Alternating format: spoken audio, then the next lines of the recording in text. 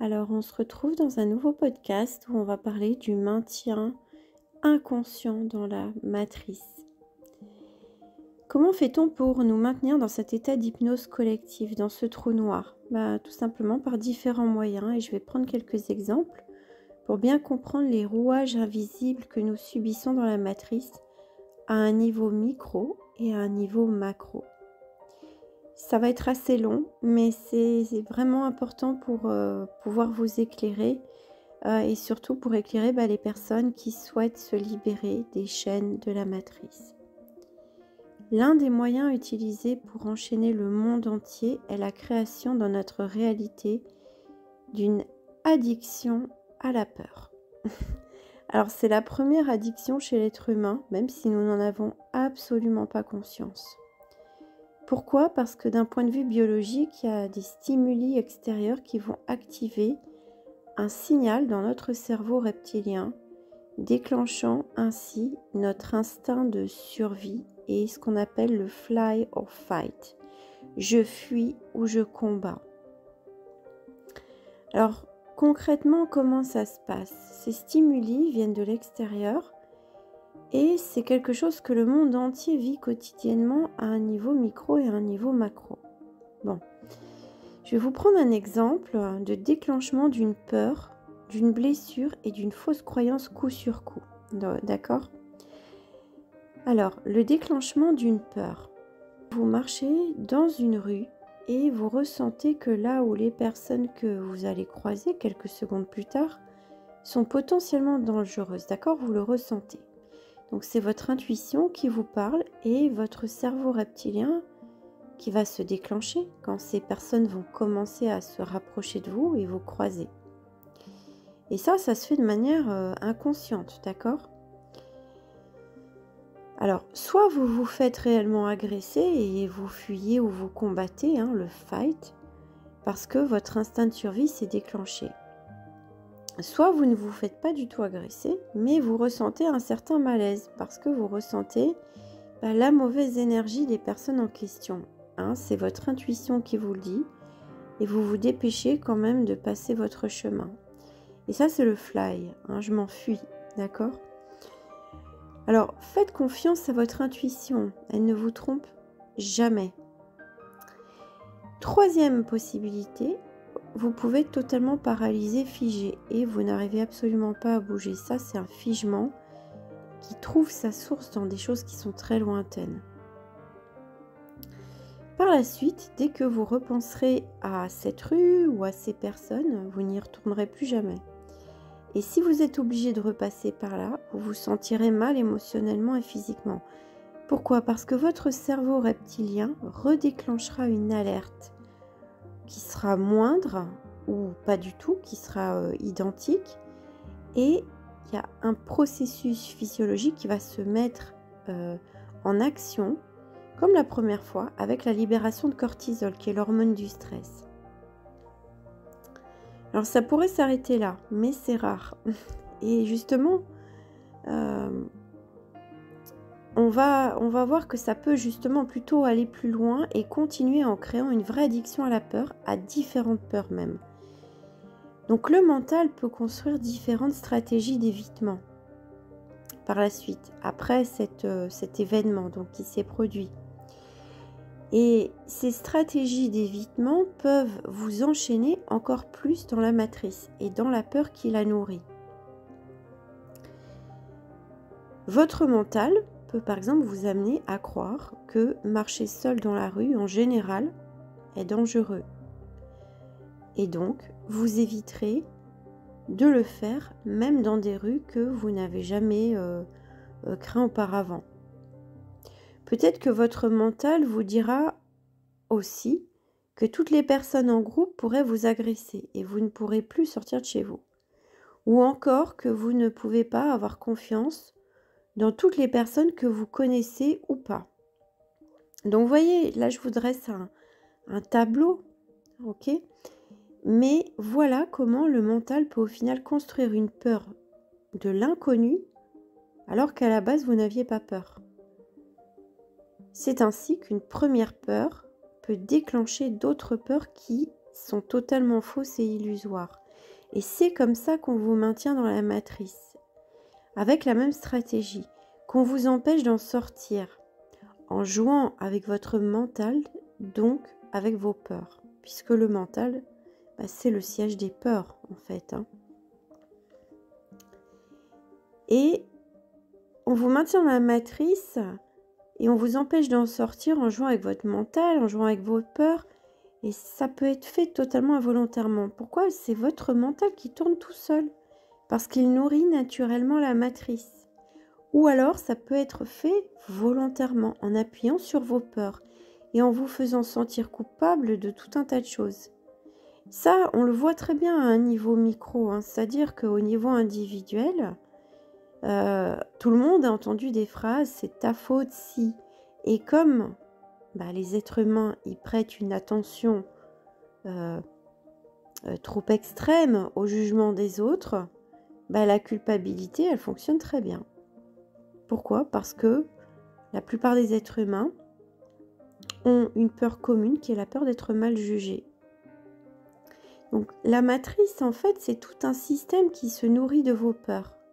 C'est une chaîne invisible que vous pouvez briser et je vais vous montrer comment switcher mentalement très rapidement. Vous donner une autre perception des choses dans l'épisode suivant. Bon, maintenant on va parler du déclenchement d'une blessure d'âme. On va ajouter un ingrédient supplémentaire pour éclairer encore plus les choses. Imaginons que vous parliez de cette agression, donc dans la rue, qui vous a choqué, parce que là, pour le coup, vous vous êtes vraiment fait agresser. Imaginons que vous parliez de cette agression qui vous a choqué à quelqu'un de proche, mais que cette personne en rit ou vous répond « non, mais c'est pas grave ». Quelle est la conséquence? Cela va réveiller en vous une autre blessure, un manque de reconnaissance de l'acte subi, de l'impact qu'il a eu sur vous, et vous allez bien sûr vous sentir incompris, triste, blessé et sûrement dégoûté. Ça, c'est le cas de tout le monde. Donc ces émotions négatives que vous allez ressentir, elles trouvent leur source dans une blessure causée bien avant ces événements, bien avant cette agression dans la rue, dont l'origine première n'est pas l'agression dans la rue. Et maintenant, on va voir comment tout ça déclenche une croyance limitante. Donc l'univers ou le divin va éclairer par tout ça, grâce à tout ça en fait, ce que vous devez guérir et donc quelle chaîne vous devez casser, où vous ne devez plus être et vers où on vous invite à aller. Il vous montre le chemin en fait. Et ça, on ne peut pas le savoir tant qu'on n'en a pas conscience, évidemment. Tant que personne ne nous éclaire, tant que nous ne vivons pas ce genre d'événements, même à répétition, comme des schémas qui se répètent avec les mêmes conséquences qui se répètent aussi. Les mêmes causes entraînent les mêmes résultats. C'est ainsi que, vous voyez, 90% des êtres humains sont maintenus dans des schémas, comme ce qu'on vient de voir, avant de se réveiller de l'hypnose de la matrice et de s'éveiller à leur vrai chemin. Et l'univers ou le divin nous renvoie dans des répétitions de schémas en boucle. C'est ce qu'on appelle des boucles karmiques, pour mettre en lumière justement ce qui doit être guéri et que nous conscientisions ce que nous devons libérer. Et ce que nous devons libérer, c'est pas compliqué en fait, c'est nous-mêmes. Ce que nous devons faire, c'est sortir de l'emprise de la peur, de cette croyance que nous sommes des êtres impuissants à en sortir et à construire une vie sans peur. Une vie sans peur n'est pas une vie sans épreuve, attention. Mais si vous sortez en fait définitivement de la peur en acceptant de casser ces chaînes une fois pour toutes, vous serez tellement libéré que tout sera plus facile ensuite, devant les quelques épreuves que vous aurez encore. Parce que vous aurez battu votre reptilien, votre cerveau reptilien et ceux qui vous retiennent dans le monde de la peur.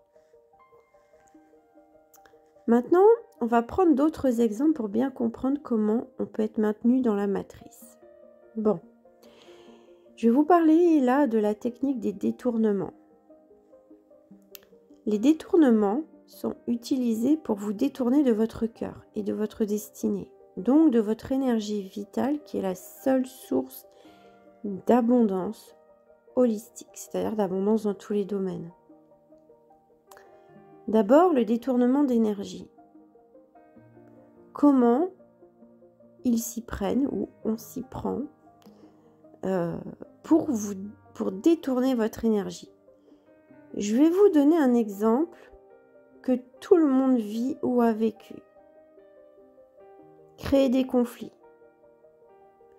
Des personnes vont vous maintenir volontairement dans des conflits pour que vous dépensiez un maximum d'énergie à les éviter ou à les régler et que vous n'ayez plus d'énergie pour vous recentrer dans votre cœur et vous concentrer sur votre destinée ou sur des projets qui permettraient de vous sentir mieux. Donc, être dans une énergie plus haute. Pourquoi ? Parce que c'est justement cela qui peut vous faire conscientiser qu'il existe une différence flagrante entre ce que vous vivez, c'est-à-dire des conflits et des émotions négatives qui les accompagnent, avec les personnes qui les accompagnent, évidemment, et ce que vous pourriez vivre de vraiment, mais vraiment meilleur, c'est-à-dire la paix, la joie, le bonheur. Donc pour guérir en fait de vos blessures et vous libérer de vos chaînes. Donc en détournant votre énergie et votre temps sur des conflits qui vous enchaînent, on vous détourne de projets qui peuvent vous guérir et vous libérer. On vous détourne, on va parler clairement, de votre abondance parce qu'on vous détourne de votre bien-être. Ensuite, le détournement d'attention. Alors là, le détournement d'attention peut vous maintenir dans la matrice très longtemps si vous ne faites rien, parce que vous allez être complètement endormi, mais vraiment endormi. Mais il va falloir là bouger. D'accord ? De toute façon, dans tous les cas, il faut bouger. Se sacrifier, c'est jamais la bonne solution. Être endormi dans cette matrice qui vous contrôle, ce n'est pas la solution et ce n'est certainement pas ce qui vous amènera au bonheur, d'accord ? Est-ce que vous avez déjà vu un esclave avec des chaînes aux pieds être heureux ? Regardez les images de l'époque de l'esclavage.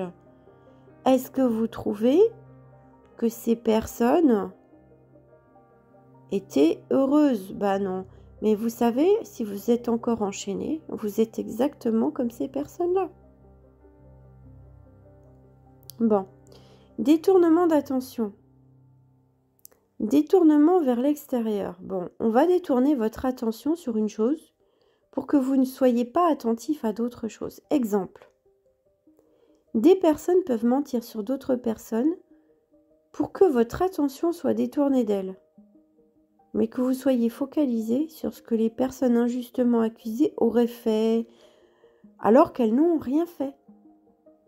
Autre exemple, je vous prends l'exemple d'IKEA. IKEA, c'est sa stratégie d'aller flécher pour capter votre attention sur des dizaines d'objets dont vous n'avez absolument pas besoin, alors que vous y étiez allé au départ pour une chose précise. IKEA est conçu comme la matrice. Ce sont des allées qui ont l'air fléchées, dans lesquelles on va ajouter tout un tas de choses plaisantes. Éclairage, décor, de différents styles, etc. Même la nourriture. Et ça, c'est l'apparence. Mais une fois plongé dedans, votre mental est dans un labyrinthe comme dans la matrice. Autre exemple à l'échelle mondiale, avec les médias et les hommes politiques. Quand ils n'évoquent plus un problème, ils en créent un autre, encore plus important, pour nous faire encore plus peur. appuie sur des zones de notre cerveau pour que nous restions accrochés à nos peurs et nous diriger subtilement vers les solutions qu'il propose. Je vais mettre un bémol même, vers les solutions qu'ils imposent, d'accord ? Alors bien sûr, il y a des règles à respecter en collectivité, on est d'accord, hein, quelle que soit cette collectivité, à condition qu'on y apporte un peu de sagesse et de l'esprit. Mais les médias et les hommes politiques, d'ailleurs les médias, la plupart, hein, sont à la botte du pouvoir politique d'une manière générale, il ne faut pas se leurrer, hein. Bref, les médias et les hommes politiques, vous savez ce qu'ils aiment ? Je vais vous dire ce qu'ils aiment. Ils aiment les moutons. Mais les moutons blancs, pas les moutons noirs, parce que les moutons noirs disent la vérité. C'est la raison pour laquelle ils ont tout intérêt à créer des générations de moutons blancs, dès l'enfance, des moutons à qui on aura dit d'avoir peur du loup, alors qu'ils seront un jour mangés par le berger. Donc que ce soit à un niveau macro ou micro, on va intentionnellement augmenter le degré de nos peurs. Et au menu des peurs, on a le choix chez l'être humain. Celle détenant le palmarès étant la peur du jugement des autres, qui augmentera subtilement notre culpabilité à sortir de notre zone de confort. Vous voulez sortir de votre zone de confort ? Oh là là ! Alors là, on va tout faire pour activer votre peur d'être mal jugé par votre entourage, par la société en général ou par votre entourage familial, amical, professionnel, social, relationnel, etc. Et là, vous allez commencer à culpabiliser. Ah non, mais je ne peux pas sortir de ma zone de confort. Je n'ai pas le droit de sortir de ma zone de confort. Mais qu'est-ce qu'on va dire de moi ? Et puis, je vais me sentir coupable. Ah bah oui, ça c'est sûr. Ça, c'est sûr que vous allez vous sentir coupable. Mais c'est ce qu'on veut, c'est ce qu'ils veulent, que vous vous sentiez coupable pour que vous ne bougiez pas. Donc la matrice, elle fait que notre vie, c'est juste en réalité le résultat de la vie des autres et de la vie des autres, hein, du jugement, de l'opinion des autres. Et je vais vous dire quelque chose, il n'y a aucune culpabilité à avoir d'avoir vécu cela. Vous ne pouvez pas vous sentir coupable ou même, mal vous juger ou être même mal jugé pour quelque chose que vous ignoriez, hein, dont vous n'aviez pas conscience. Okay ? Si vous n'avez pas conscience de ça, vous ne pouvez pas vous sentir coupable. Mais quand vous en avez conscience, ne restez pas dans le déni, d'accord ? Plus vous restez dans le déni, plus vous allez rester dans la souffrance. Vous savez, c'est comme justement ces chaînes aux pieds. Vous avez la clé pour ouvrir ces chaînes. Vous l'avez cette clé. Alors pourquoi vous ne l'utilisez pas ? Et plus vous marchez avec ces chaînes aux pieds, plus vous vous faites mal, vous vous faites du mal. Maintenant, je vais vous parler du détournement vers l'intérieur. Donc là, on vient de voir le détournement vers l'extérieur, hein, le détournement d'attention. Alors, le détournement vers l'intérieur. Ça, c'est un type de détournement qui est opéré dans la matrice, qui est très, très subtil, parce qu'il va utiliser l'ego des personnes. Et ça se passe en flattant l'ego. L'ego que tout le monde a quand il est endormi dans la matrice, et ça, c'est le piège du mental, l'ego. C'est un vrai piège. Plus notre ego est fort, plus la flatterie sera importante.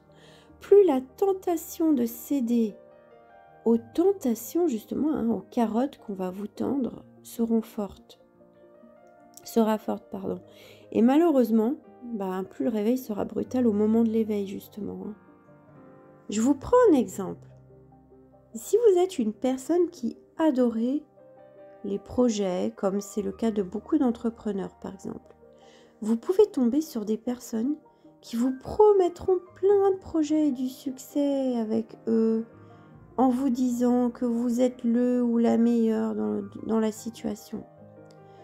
Ce qui est sûrement totalement vrai, hein, d'accord? Ça, il ne faut pas en douter.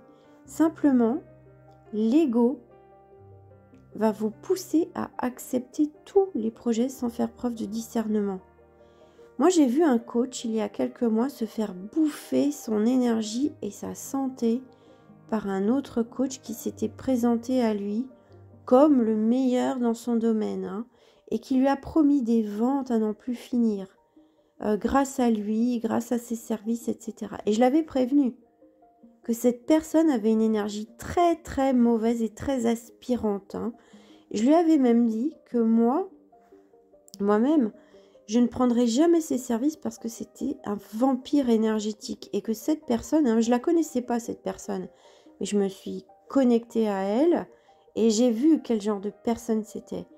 Et que cette personne, je lui avais dit, allez aspirer, je lui ai dit textuellement, mot pour mot, cette personne va aspirer tout ton business très rapidement pour en prendre le contrôle total. Et toi, tu vas perdre le contrôle de ton business. Attention. Ce coach a quand même pris les services de cette personne. Il n'a pas voulu écouter. Et 1 mois et demi après, il me contacte en me disant que j'avais raison. L'autre personne décidait de tout à sa place dans son business.